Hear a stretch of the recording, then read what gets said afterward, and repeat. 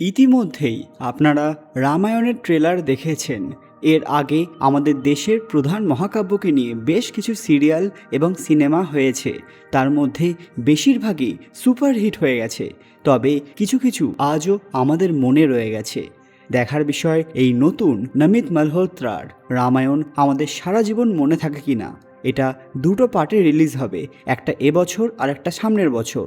আমি আজকে ট্রেলারটা দেখলাম, আমার বেশ কিছু জিনিস চোখে পড়লো যেগুলো আপনাদের সঙ্গে শেয়ার করা অত্যন্ত দরকার। অনেক ইউটিউবার এটাকে প্রশংসা করবে, অনেক ইউটিউবার এই ট্রেলারের নিন্দা করবে, কিন্তু আমি একজন নিরপেক্ষ পুরাণ কথার বক্তা হিসেবে বলবো।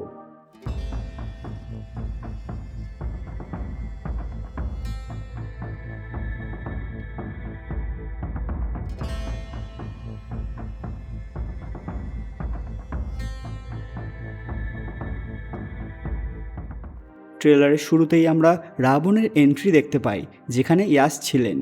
এই জায়গায় ভিএফএক্স বা সিজিআই যেটাই ব্যবহার করা হোক না কেন, কিছু কিছু জায়গায় ভালো লেগেছে। যেমন যুদ্ধের সিকোয়েন্সটা বেশ সুন্দর ছিল এবং অনেকটা রিয়েলিস্টিক বলা যায়।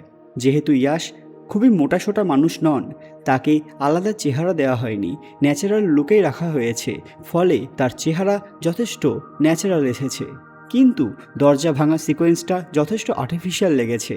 জানি না আপনাদের কেমন লেগেছে। আপনারা সবাই জানেন যে রাবণের সঙ্গে ইন্দ্রের বহু দিনের শত্রুতা, এমনকি তার আগেও রাবণের পরিবারের বহু চরিত্রের সঙ্গে দেবরাজ ইন্দ্রের যুদ্ধ হয়েছে। শুধু তার পিতা বিশ্বস্রবা মুনি একজন ঋষি ছিলেন, সেজন্যই এই যুদ্ধের পক্ষে ছিলেন না। অপরদিকে তার মাতা কৈকসী রাক্ষস কুলের ছিলেন, ফলে এখানে সব প্রশ্নের উত্তর আমরা পেয়ে যাই। এটা সম্ভবত সেই জায়গা যেখানে রাবণ, বিভীষণ, কুম্ভকর্ণ নিজেদের তপস্যা সম্পূর্ণ করে ভগবান ব্রহ্মার কাছে বর লাভ করে ত্রিলোক জয় করতে বেরিয়ে পড়ে। বিভীষণ নয়, শুধু রাবণ এবং কুম্ভকর্ণ। এরপর আরও একটা জায়গায় রাবণ তার সৎ দাদা কুবেরকে পরাজিত করে তার লঙ্কা নগরী দখল করেছিল।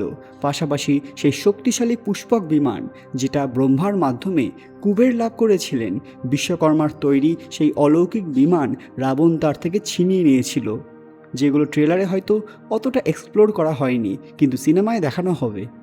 देवलोक, पृथ्वीलोक, पाताल लोक, तीनों लोकों में एक ही राज होगा। এরপর আমরা দেখতেই পাই যে রাবণ ত্রিলোক দখল করেছে। দেবলোক, পৃথ্বীলোক, পাতাললোক সবই তার হাতের মুঠোয়। সব দিকেই ত্রাহি ত্রাহি রব শুরু হয়েছে। এরপর আমরা ইন্দ্র এবং রাবণের মধ্যে ভয়ানক যুদ্ধ দেখতে পেয়েছি, যেখানে দেবরাজ ইন্দ্র নিজের ঐরাবতের ওপর সওয়ার হয়েছেন।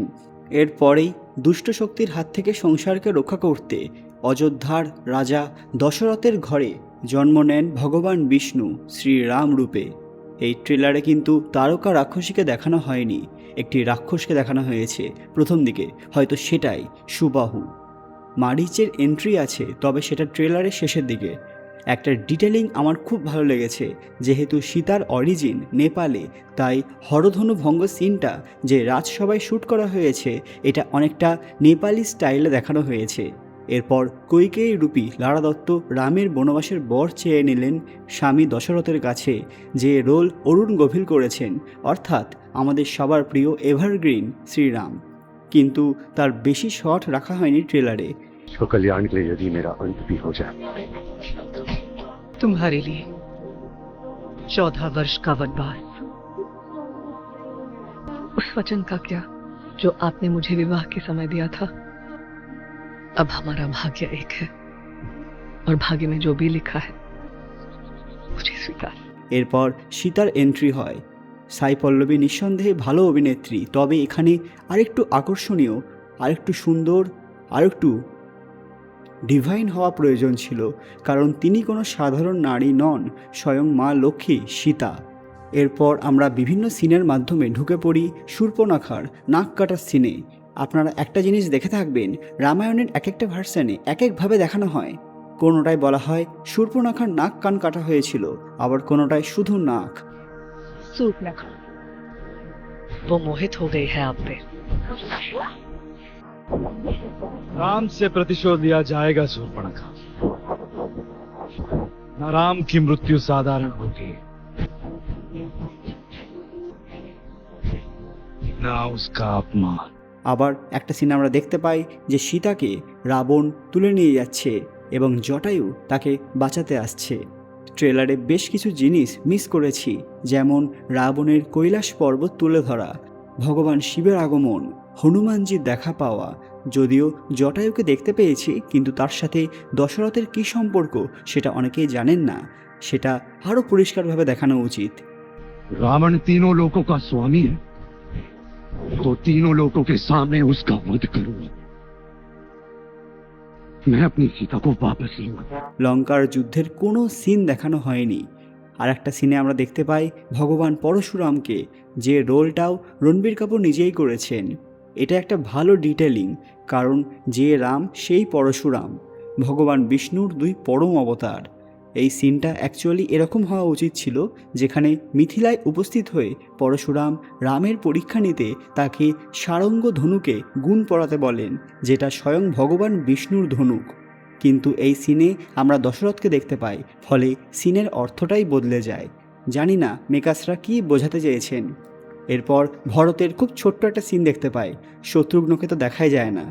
শূর্পণখার পতি অর্থাৎ রাবণের ভগ্নিপতি বিদ্যুৎ জিহ্বাকেও দেখতে পায়, যে রোল করেছেন বিবেক ওবেরয়। ভাবিনি তারা এটাকেও কভার করবে। আরও টুকটাক ছোটোখাটো ডিটেলিং দেখতে পাই, কিন্তু ওই যে বললাম বেশ কিছু মেজর পয়েন্টস হয়তো ইচ্ছে করেই দেখায়নি মেকার্সরা, কিন্তু দেখালে একটু ভালোই হতো। এখানে কিন্তু আমি ট্রেলারকে ভালো বললেও অভিনয়কে বেস্ট বলতে পারবো না। জানি সবসময় রামানন্দ সাগর রামায়ণের সঙ্গে তুলনা করা উচিত নয়, কিন্তু একটা ইমোশন বলে তো জিনিস আছে, বা অভিনয়ের সঙ্গে যে অ্যাটাচমেন্ট, সেটা কিন্তু কোথাও অনুভব করিনি।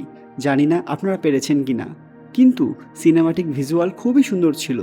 এবার দেখার বিষয় হনুমানজি এই সিনেমাতে আসেন নাকি পরের সিনেমাতে।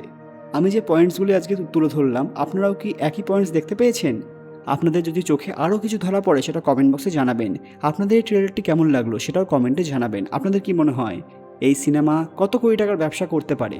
আজকের ভিডিওটি ভালো লাগলে লাইক করবেন, এবং আপনারা পরবর্তী ভিডিওতে কোন মাইথোলজিক্যাল সিনেমার রিভিউ দেখতে চান সেটাও জানাতে ভুলবেন না। আর হ্যাঁ, জয় শ্রীরাম কমেন্ট বক্সে অবশ্যই লিখবেন। ধন্যবাদ।